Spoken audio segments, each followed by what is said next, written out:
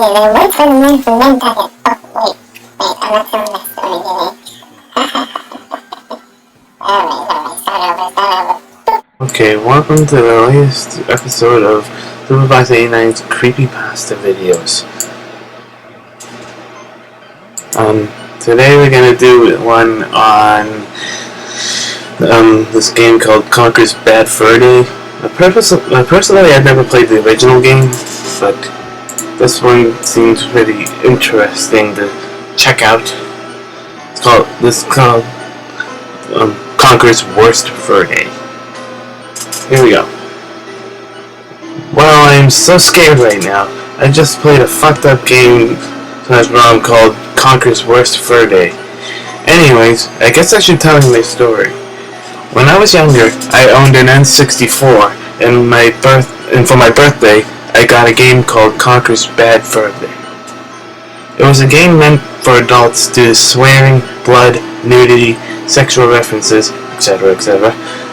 But my parents just saw the cover and thought, oh, this looks like a cute game, perfect for our son's birthday.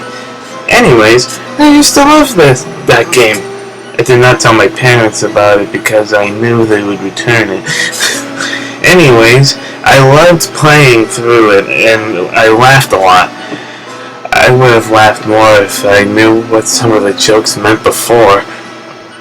Okay, so earlier today I was watching a YouTube video about Sonic, and I came across a video called Eggman is the Great Mighty Pooh. I knew I heard that somewhere. Then I saw something called Conker'S Bad Fur Day, Great Mighty Pooh. Okay, so after seeing this I thought, hey, I remember this game. Suddenly I felt an extremely big urge to play the game. I had already had an N64 emulator, Project 64. So I googled Conker ROM. Exactly like that. The first few sites I didn't trust, but then I saw one called Conker'S Worst Fur Day ROM. I don't remember the site's name, but I clicked it because the urge started growing. It opened a mere blank page with just a button in the middle that said download Conker'S Worst Fur Day.zip. I clicked it instantly and it downloaded. When it was done, I started playing. It didn't open with the cute jumping N64 logo, and Conker cutting it in half with a chainsaw. It started with a gray squirrel, like the one in the bar on the main menu, running in a poorly lit room. Then a mangled body, wounded Conker, appeared behind him and sawed him in half with a chainsaw, spilling guts, bones, etc. everywhere. Then Conker looked at the screen with his thumb up bloody face and said, You're in for hell, fucker. The strange thing was that in Conker the word fuck is censored, but in this one it wasn't. I thought, cool, an uncensored Conker game.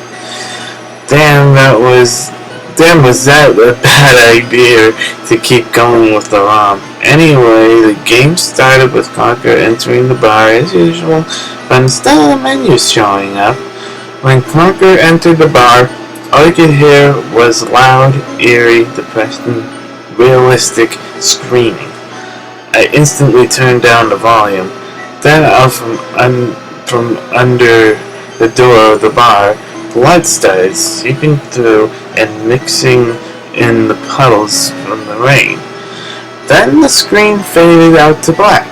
Then it showed the beginning area where you start the game and you have the hangover.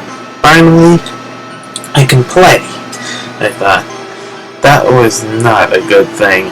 Anyways, I started, but there was no cutscene and Conker was fine. I pressed B and Conker swung the chainsaw, then put it away.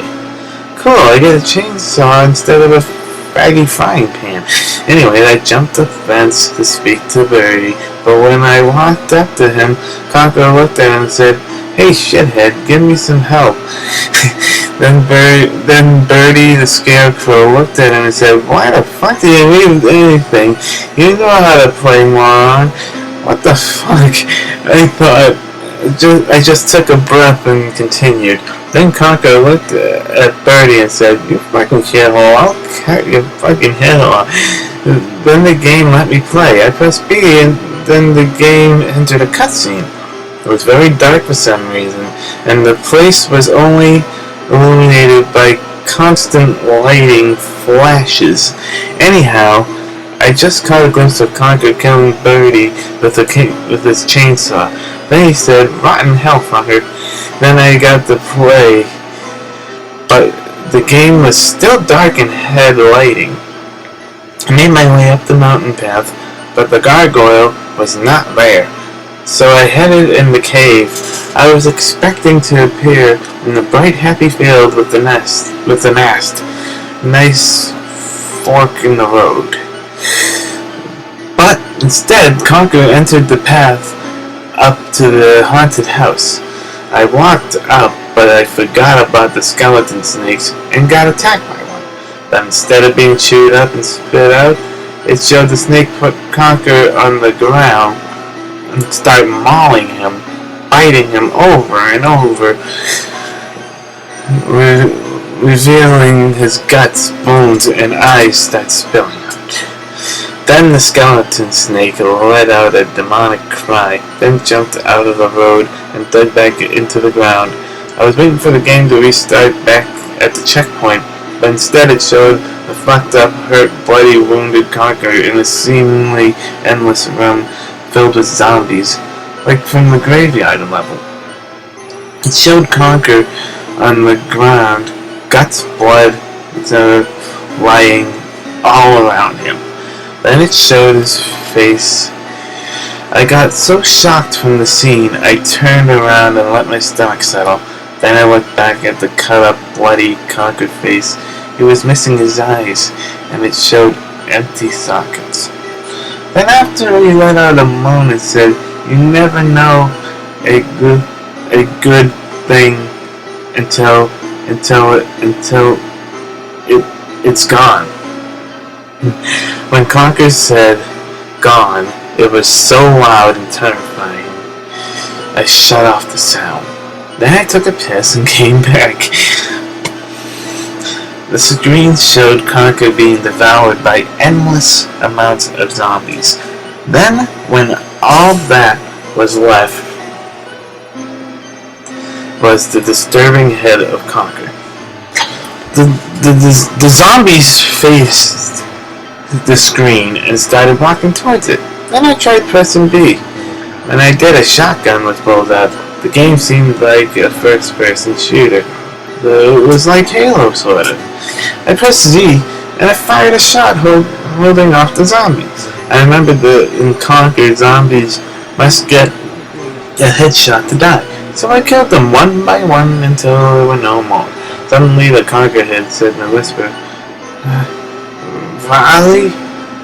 I ran over, knowing I would have to see the head, but I felt like I had to do it. The screen showed Conker's head lying there, and he said, "Don't be like me. Learn to love, and don't love money. Be kind.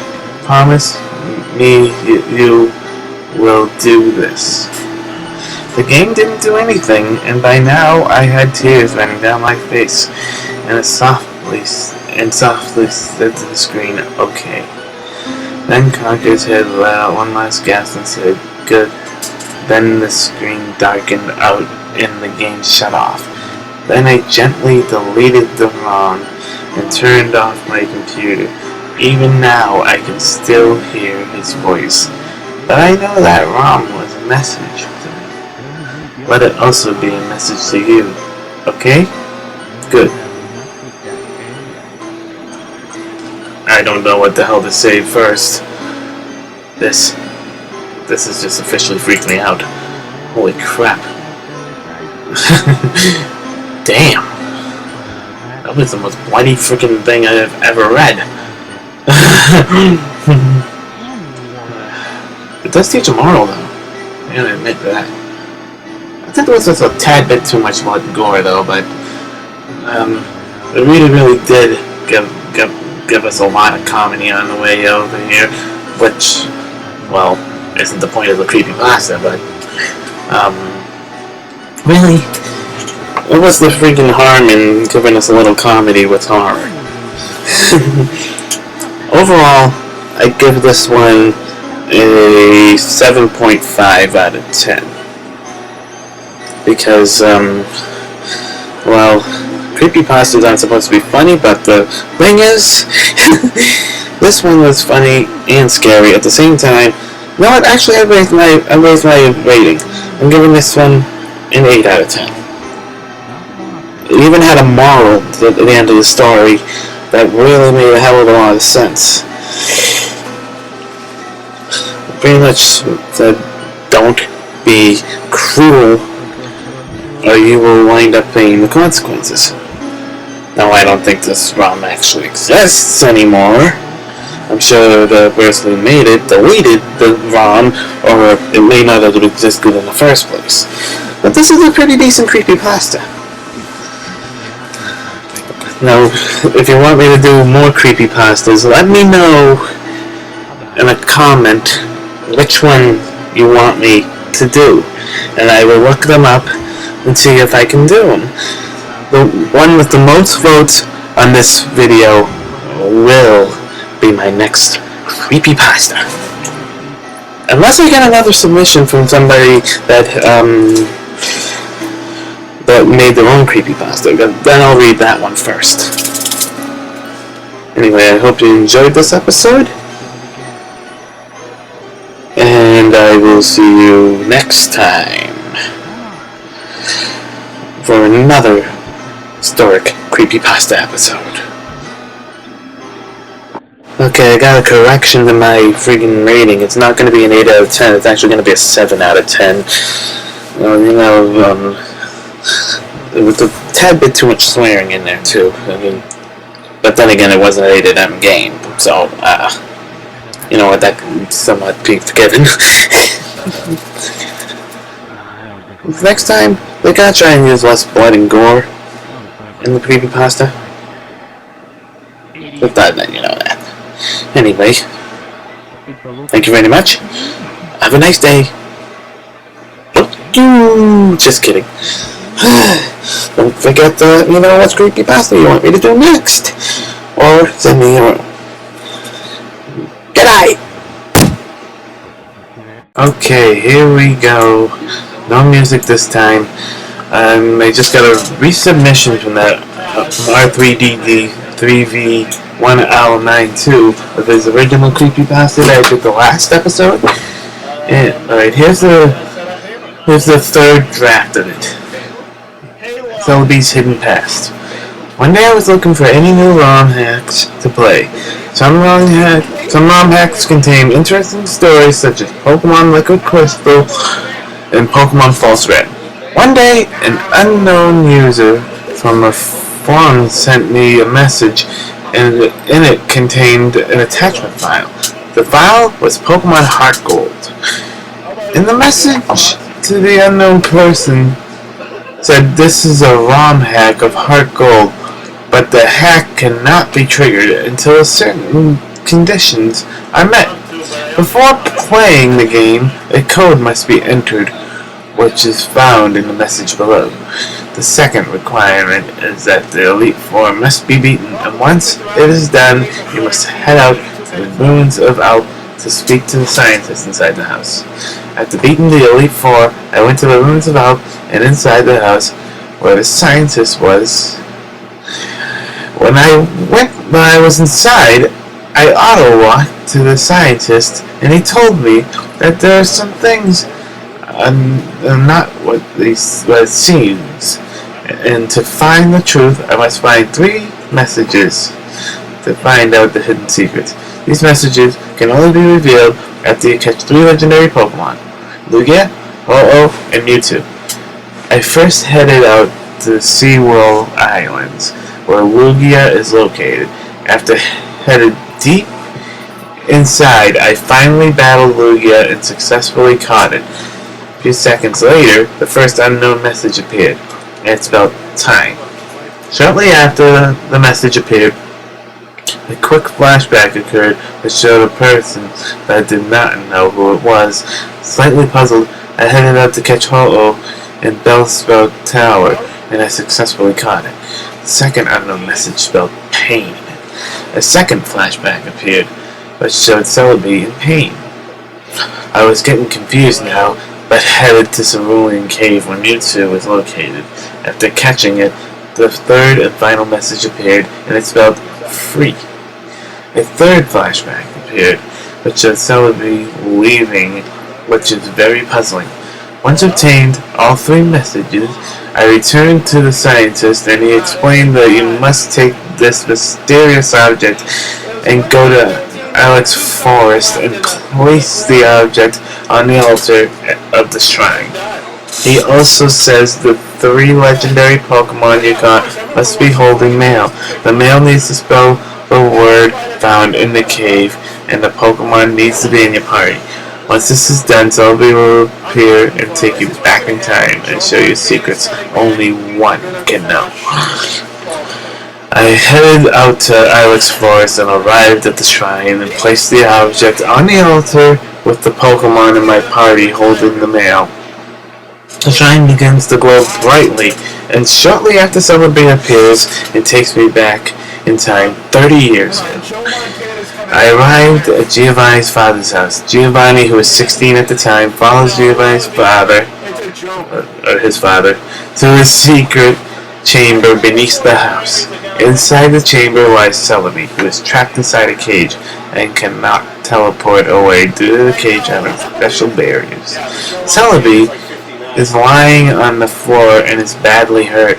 Giovanni's father shows his son a purple orb that appears to have dark energy inside and explains this orb will allow him to control Pokemon and people. He demonstrates how to use the orb by using it on Celebi. The orb forces Celebi to rise and strikes Celebi with electricity, and then Celebi falls fast to the ground. Celebi is breathing faintly with his eyes barely open. Celebi wants to be put out of pain but cannot die as the barriers are keeping him alive. Giovanni's father wants his son to create a powerful team that will rule the world and create a legacy in the memory of his father. A few years later, his father passes away and Giovanni is 20 at the time. Giovanni proceeds to make his father's wish come true. He uses the orb to bend people against their will. However, the orb needs to be recharged every once in a while. The only way to do it, though, is to get Celebi's life force. Celebi is Giovanni's slave now. Giovanni does not care whether Celebi gets hurt. Several years later, Team Rocket is born and ready to do Giovanni's bidding. They must do everything that has been ordered for them to do. If they don't or fail the mission, they will get hit with the orb. This will drain their life as well as Celebi's. One day, Giovanni uses the orb, but shortly after Celebi's body turned purple and his eyes yellowy orange and had a white aura around. Celebi unleashed a powerful aura of time, which shattered the barriers in the cage, allowing him to escape. Celebi took the orb of Giovanni and gave Giovanni a menacing look before teleporting to a safe place. Celebi placed the orb at the Iris Forest shrine and walked away. Giovanni attempted to search for the orb but did not succeed and eventually gave up. One day, the orb was found by the scientist who studied at the ruins of Elm. He noticed on the shrine was a message inscribed in an ancient language. After decoding the message, it read, "To whoever can read this message, please keep this orb safe. Do not show it to anyone but one person, one who is of pure heart. In order to activate the orb, 3 messages must be found. After a long time of researching, he knew what to do and was now waiting for the right person. When I arrived after beating the Elite Four, he knew I was the right person. That is way better than the first time around. I'll give this person credit. They are hard workers. They are hard workers. This version of it, I would have to give an 8.5 out of 10. Oh, because of the fact that it has way more detail and much gets more in depth into the story. It's really hard for me to give a 9 or a 10, so an 8.5 is a damn good score. Anyway, like I said before, let's let me know which one you want me to do next, and in a comment, a message, make sure to rate and subscribe, and I will see you next time. Goodbye. Don't ask me why I'm doing that, but goodbye. Slouch my motherfucking head.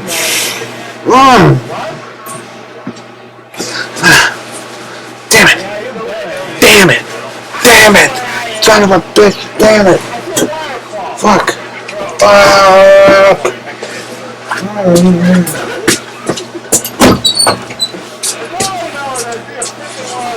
Ow! Motherfucker!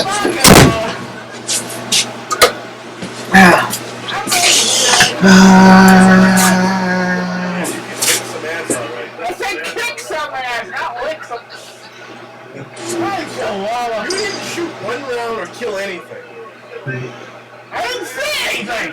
Yeah, because everyone else. Sorry about that. God!